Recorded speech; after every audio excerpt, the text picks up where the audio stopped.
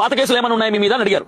అడిగితే డ్రైవర్ని అడిగారు, మా మీద ఏమి లేవన్నాడు. అయితే వీళ్ళ మీద సిఐ గారు వస్తారు కాసేపట్లో, నేను మీటింగ్ వెళ్తున్నాను, సిఐ గారు వచ్చిన తర్వాత వీళ్ళ మీద ఎఫ్ఐఆర్ కట్టండి అని చెప్పాడు. అంటే నేను ఒకటే అన్నాను, సార్ మేము మీటింగ్కి వెళ్తున్నాం, మీటింగ్కి వెళ్ళాలి, మాకు టైం అయిపోతుంది, మేము ఏం తప్పు చేశామని మమ్మల్ని తీసుకొచ్చి కూర్చోబెట్టారు స్టేషన్ లో, మేము ఏం పొరపాటు చేశాం, మా తప్పేంటి అని ప్రశ్నిస్తే ఏమి మాట్లాడకుండా నాకు మీటింగ్ ఉంది, సిఐ గారు వస్తారు, వచ్చిన తర్వాత వీళ్ళ మీద ఎఫ్ఐఆర్ కట్టండి అని ఆయన వెళ్ళిపోయారు.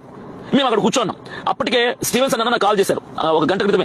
ఆ స్టీవెన్సన్ అన్న కాల్ చేస్తే అన్న పరిస్థితి ఇలా ఉందని చెప్తే అన్న ఎవరినో పంపించారు, వేరే వాళ్ళు ఫోన్ చేసి తిమోతి అనేటువంటి ఒక పాస్టర్ గారు, అక్కడ బాగా మంచి పేరు ఉన్నటువంటి పాస్టర్, ఆయన వచ్చారు.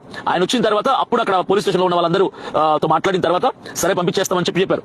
అంతలో రంజిత్ ఓఫీర్ గారు పంపించినటువంటి పాస్టర్ రంజిత్ ఓఫీర్ గారు ఉన్నారు కదా, అన్నగారు కూడా ఎవరినో ఒక ముగ్గురిని పంపించారు. వాళ్ళు అక్కడికి వచ్చారు. అప్పటికే పోలీస్ స్టేషన్ దగ్గరికి 30 మంది వచ్చారు.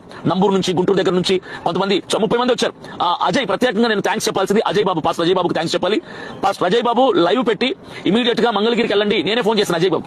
ఇంకోటి ఏంటంటే మా ఫోన్స్ ని కంట్రోల్ లో తీసుకున్నారు, మా ఫోన్స్ వాళ్ళ దగ్గర పెట్టుకున్నారు, ఫోన్ లాగేసుకున్నారు.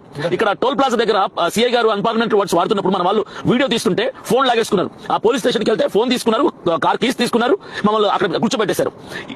అజయ్ బాబు కనుక వీడియో చేయకపోయింటే అసలు నేను అక్కడ ఉన్నట్టు ఎవరికి తెలుసుండేది కాదు. ఖచ్చితంగా నా మీద ఎఫ్ఐఆర్ కట్టుండే వాళ్ళు, నన్ను రిమాండ్ కు తీసుకునే వాళ్ళు.